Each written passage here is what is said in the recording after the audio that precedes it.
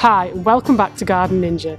Now today's video is going to show you how to undertake a crown lift on an existing tree. If you've got trees in your garden and you're finding that they're starting to shade the rooms in your house, then a crown lift is a really clever trick to increase light without having to cut down the tree entirely. Trees are really useful in the garden and we should always try and preserve them where possible rather than simply calling in someone to come and cut it down. And a crown lift is a really clever way of increasing light without damaging the tree. Now I've got a pine tree behind me and I'm going to show you how to do a crown lift on this tree and also on an evergreen oak. I'm going to show you the entire process and how to prune it. And in about an hour or two you can go from having a room that's pretty shady to suddenly letting in loads of light. So come on, let's get cracking.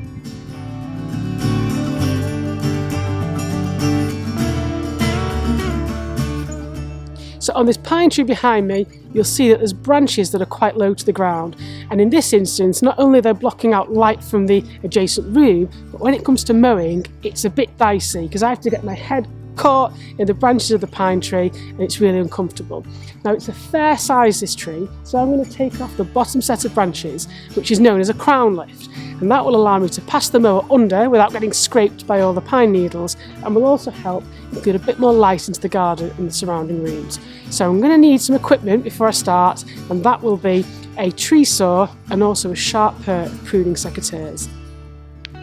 So what I'm going to do today is to take off these lower branches to allow me to pass through with the mower and also let some more light into the house. Now a top tip when you're cutting through thicker branches is obviously to use a wood saw like this one here, but the tip is to start cutting from underneath the branch first, and you probably ought to cut through about a third to half the way through the branch and then take the strain of the branch and cut down from the top. And what that will do is it will take the pressure off the branch and stop it from splitting. If you cut from the top, like a lot of amateur gardeners do, and then you get to the bottom and it's about to go, the chances are that the weight of the branch will force the branch down and it will then split and take off a big heel, as it's known, of the tree, which will damage the tree. So by cutting underneath first, which I'm going to show you now, and then down, you're going to get a cleaner cut without any drama. You'll take the strain and just cut through probably half.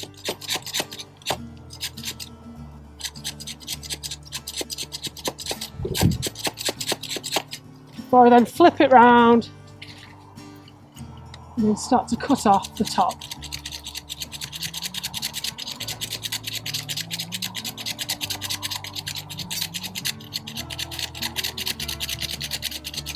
I can feel it going, so I need to slow down, hold on.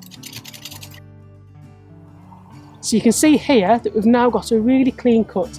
It's angled ever so slightly, as we always do, so that water can run down. We've not gone too far into the tree, because if that starts to rot or dry out, we don't want to send that into the tree. So you want a little bit of wiggle room for this to sort of dry up if it's going to weep slightly, and make sure that you're not sending it back into the tree. So now I'm going to move on and crown lift the entire tree, and I'll do it in time lapse so you can see it from a distance and you'll see the kind of technique I'm going to use. So I've got my gloves on, got my tree saw and a nice pair of sharp secateurs for any smaller branches. Like I always say, take your time, stand back and review the tree. All I'm doing is lifting those bottom branches to give me another foot or so clearance to get through and to let light through. You can always take more off, but you can't put more back on, so take your time. Come on, let's get snipping.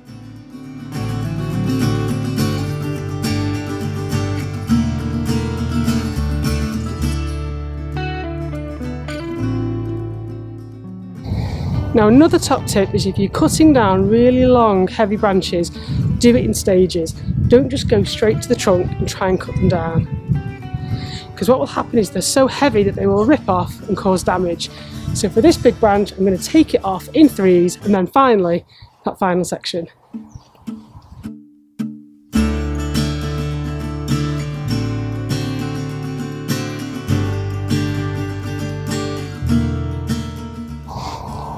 Now I'm standing back again just to have another look to make sure that it's even. There's probably another branch over on the right hand side that I need to remove and then I'm done.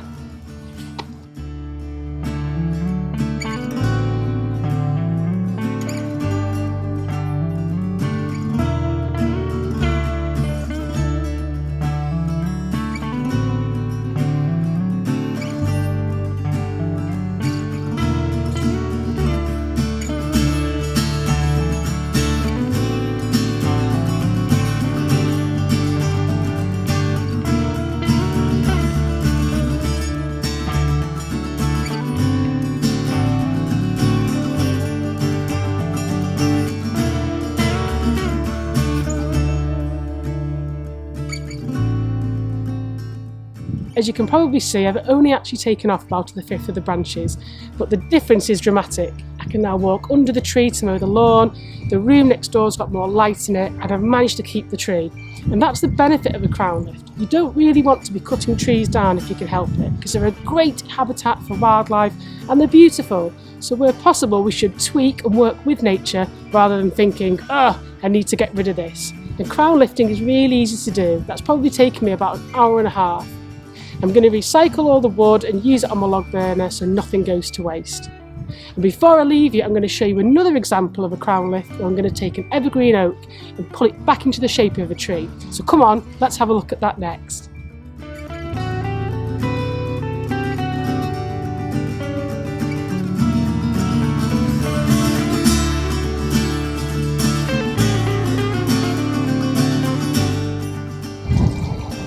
And again, you can see that I've just lifted the bottom portion of branches. I've taken it up so I can see through, there's more light.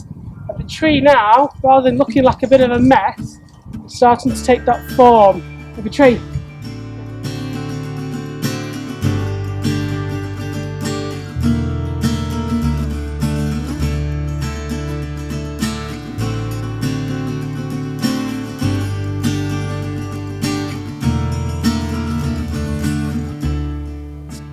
If you've liked this video, make sure you subscribe to my YouTube channel where there are loads more garden design hints, tips and hacks and pruning guides for you to make your garden awesome. I've been Garden Ninja, happy gardening.